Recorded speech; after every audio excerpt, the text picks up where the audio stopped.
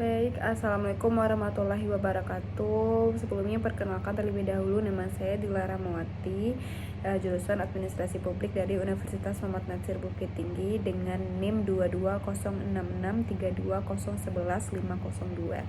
Baik, pada kesempatan kali ini saya akan mempresentasikan hasil dari proposal penelitian saya, yaitu dengan judul Dampak Pergantian Kepemimpinan Terhadap Proyek Infrastruktur Studi Kasus di Kampung Tanjung, Padang Pariaman.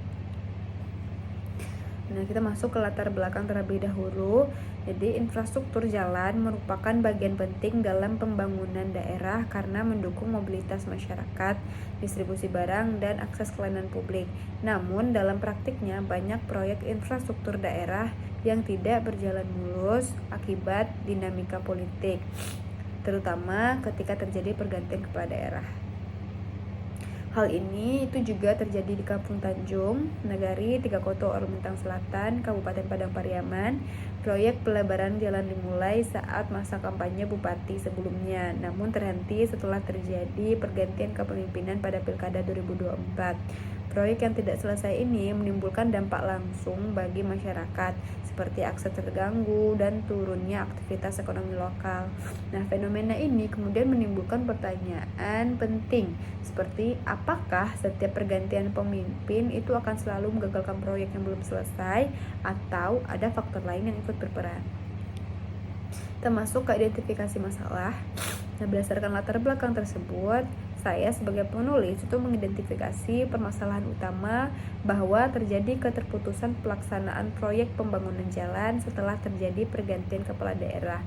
Proyek yang sebelumnya berjalan itu tidak dilanjutkan oleh pemimpin baru karena perubahan visi, prioritas anggaran, atau alasan politis. Nah, permasalahan ini itu memperlihatkan adanya potensi lemahnya perencanaan berkelanjutan dan minimnya jaminan terhadap kesinambungan pembangunan di daerah.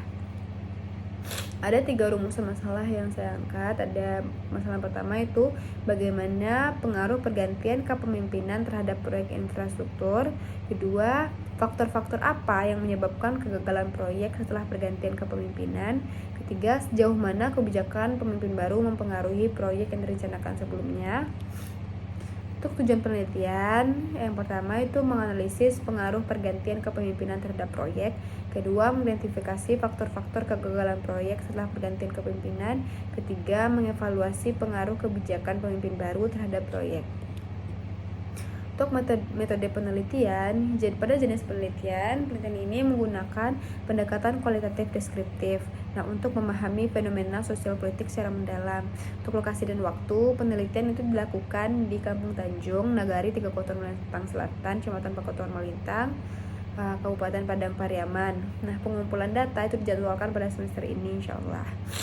Untuk teknik pengumpulan data itu diperoleh melalui wawancara semi terstruktur, observasi lapangan, dan studi dokumentasi. Nah, teknik penentuan informan itu menggunakan purposive standpoint. Kemudian teori yang digunakan itu ada 3, itu teori kepemimpinan transformasional dan transaksional Bernard Bass tahun 1990, dan teori manajemen proyek PMBOK Guide, dan konsep kebijakan publik dan ketahanan pembangunan. Untuk indikator utama itu konsistensi kebijakan lintas kepala daerah dan gaya kepemimpinan terhadap program strategis, kemudian kendala teknis dan politik proyek jalan. Untuk teknik analisis data itu menggunakan analisis interaktif dari Miles dan Haberman. Itu reduksi data, penyajian data, penarikan kesimpulan, validasi melalui triangulasi sumber.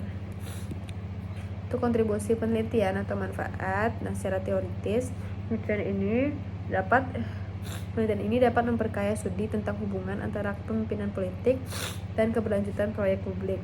Nah, ini penting dalam kajian ilmu pemerintahan dan kebijakan publik, terutama di era otonomi daerah. Nah, secara praktis itu memberikan masukan bagi pemerintah daerah untuk lebih menjamin kesinambungan proyek lintas periode, kemudian menjadi bahan evaluasi agar pembangunan infrastruktur tidak selalu terpengaruh oleh dinamika politik lokal, kemudian mendorong hadirnya sistem perencanaan yang lebih tahan terhadap perubahan politik.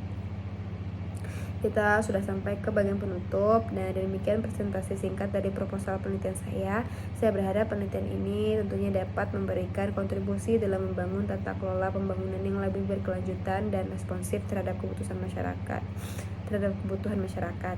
Nah, terima kasih atas perhatiannya teman-teman semua. Saya ucapkan terima kasih banyak dan maaf apabila ada salah kata dalam penyampaian saya. Dan akhir kata saya ucapkan Assalamualaikum warahmatullahi wabarakatuh, dan jangan lupa like, komen, dan juga subscribe. Assalamualaikum.